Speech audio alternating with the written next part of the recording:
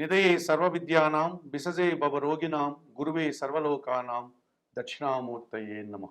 జ్యోతిషాభిమానులకు నమస్కారం. 2025 డిసెంబర్ నెల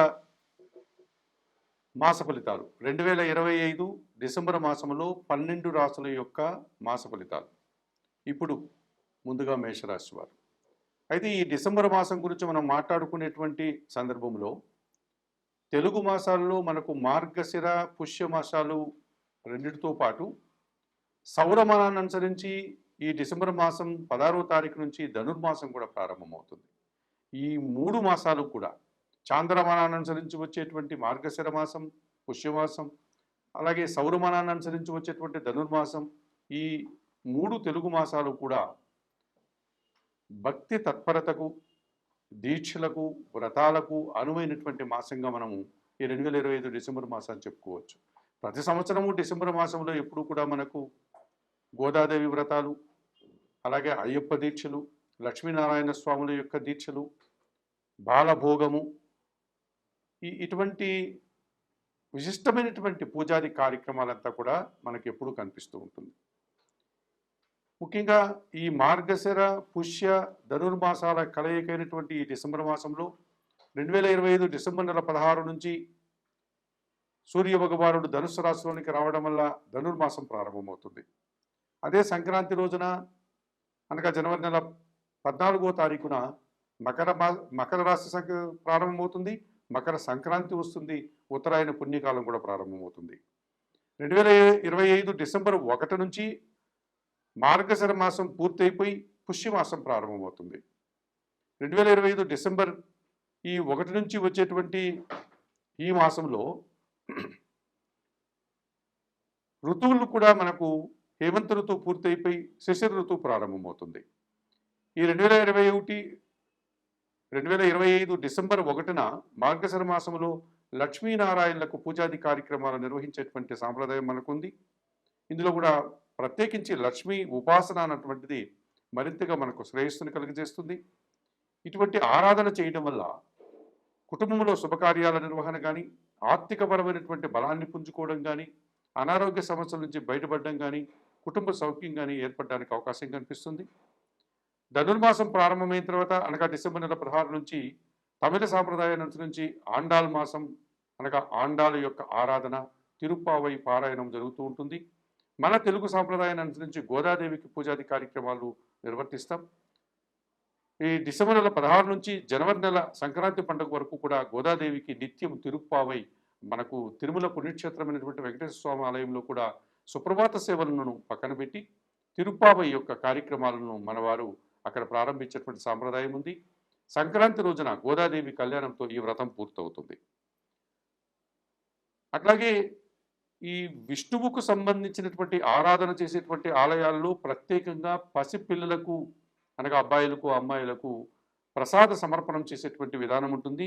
దీన్ని బాలభోగము అని కూడా మనం పిలుస్తాం. ఈ సాంప్రదాయం కూడా మనకు ఆ పవిత్రమైనటువంటి తిరుమల క్షేత్రంలో మన వారు కొనసాగిస్తారు. ఈ పవిత్రమైనటువంటి ఈ ధనుర్మాసంలో కాలభైరవుడు, కార్తికేయుడు, దత్తాత్రేయుడు ఇటువంటి మహానుభావులంతా కూడా జన్మించినటువంటి మాసం ఇది. ముక్కోటి ఏకాదశి కూడా మనకు ఈ మాసంలోనే వస్తుంది. భగవద్గీత ఆవిర్భావం కూడా మనకు ఈ మాసంలో కనిపిస్తుంది.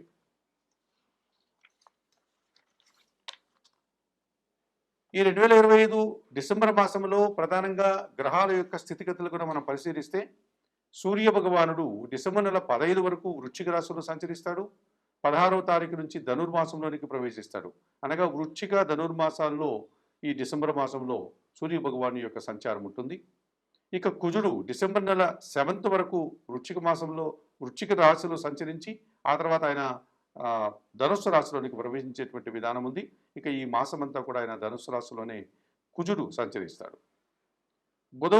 బుధగ్రహము ఈ మాసమంతా కూడా తులారాశిలోనే సంచరిస్తాడు.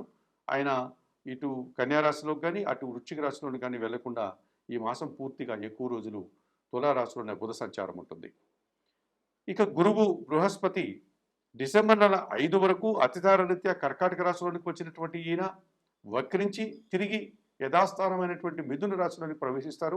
కనుక డిసెంబర్ నెల 5th వరకు కర్కాటక రాశిలో, 5th తర్వాత మిథున రాశిలో ఆయన గురువు సంచారం మనకు కనిపిస్తుంది. శుక్ర భగవానుడు డిసెంబర్ నెల 20 వరకు వృశ్చిక రాశిలో, డిసెంబర్ నెల 20 తర్వాత ధనుసు రాశిలోనికి ప్రవేశిస్తాడు. ఈ విధంగా ఈ డిసెంబర్ మాసంలో వృశ్చిక ధనుసు రాశుల్లో శుక్ర భగవానుడు యొక్క సంచారం ఉంటుంది. ఇక శని భగవానుడు ఎప్పటి నుంచో మీన రాశిలో సంచరిస్తున్నాడు. డిసెంబర్ మాసంలో కూడా ఆయన అలాగే మీన రాశిలో ఆయన సంచారం కొనసాగుతుంది. అలాగే రాహువు కుంభరాశిలో సంచారం ఉంది. డిసెంబర్ మాసంలో కూడా రాహువు యొక్క సంచారం కుంభరాశిలోనే ఉంటుంది. అలాగే కేతు సంచారం కూడా సింహరాశిలోనే ఆయన యథావిధిగా సంచారం కొనసాగిస్తాడు. 2025 డిసెంబర్ మాసంలో మకర రాశి వారి యొక్క మాస ఫలితాలు. ఈ మకర రాశి వారికి సూర్య భగవానుడు, కుజుడు, బుధుడు, గురువు, శుక్రుడు, శని 6 గ్రహాలు అనుకూలంగా సంచరిస్తున్నాయి. ఎక్కువ శుభలితాలని, లాభాలని అనగా 80 నుంచి 90% మకర రాశి వారికి 2025 డిసెంబర్ మాసంలో ఉందని చెప్పుకోవచ్చు. అలాగే 3 గ్రహాలు మాత్రమే ప్రతికూలంగా సంచరిస్తూ ఒక 30% ప్రతికూల ఫలితాలని, కొంచెం ఇబ్బందుల్ని ఇచ్చేటువంటి వాతావరణం కూడా ఉంది. మరి 2025 డిసెంబర్ మాసంలో మకర రాశి వారికి ప్రధానంగా అష్టమాధిపతి అయినటువంటి సూర్య భగవానుడు డిసెంబర్ నెల 15 వరకు లాభములో వృశ్చిక రాశిలో సంచరించడం వల్ల అధికారుల అండదండలతో మంచి అభివృద్ధిని సాధిస్తారు, ఆదాయం అందుకుంటారు, వ్యాపార అభివృద్ధి బాగుంది, నూతన ఉద్యోగాలు కానీ, ఉన్న ఉద్యోగంలో పదోన్నతులు కానీ, ప్రభుత్వం నుంచి తండ్రి నుంచి సాయం కానీ అందుకుంటారు.